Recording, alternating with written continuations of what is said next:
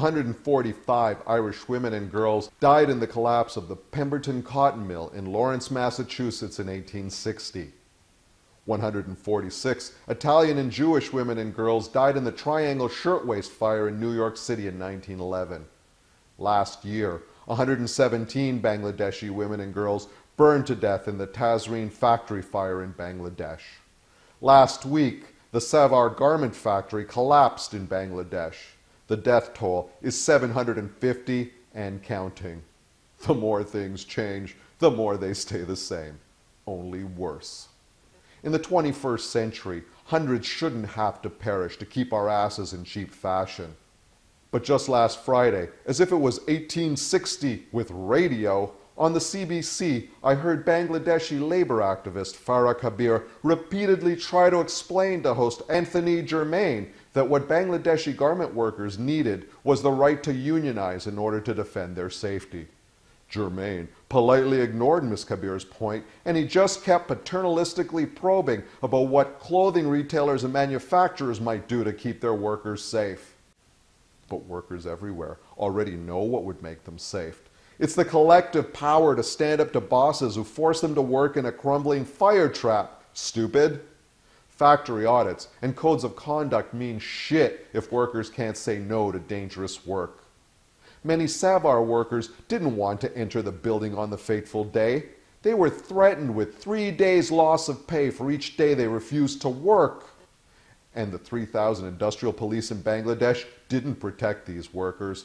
Their job is to protect the bosses from unions.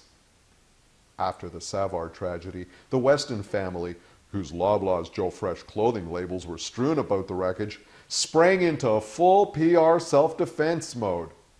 They promised not to abandon Bangladesh, and they promised compensation to the families of the dead. Of course, such late displays of conscience are nowadays de rigueur to protect shareholder value.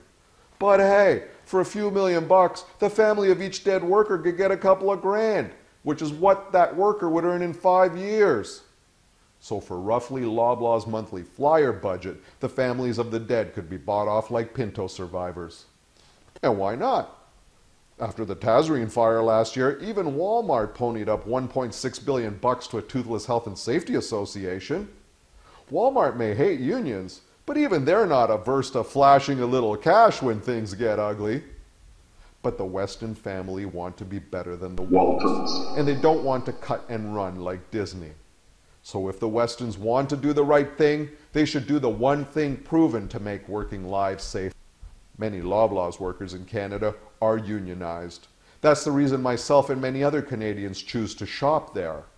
If Joe Fresh really wants to do more than cut checks for blood money, he should support free independent trade unions wherever he sources schmata.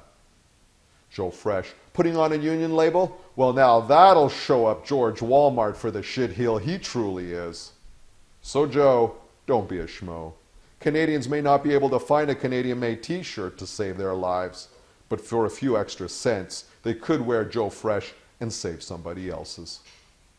In Toronto, for Rabble TV, I'm Umberto da Silva and not Rex Murphy.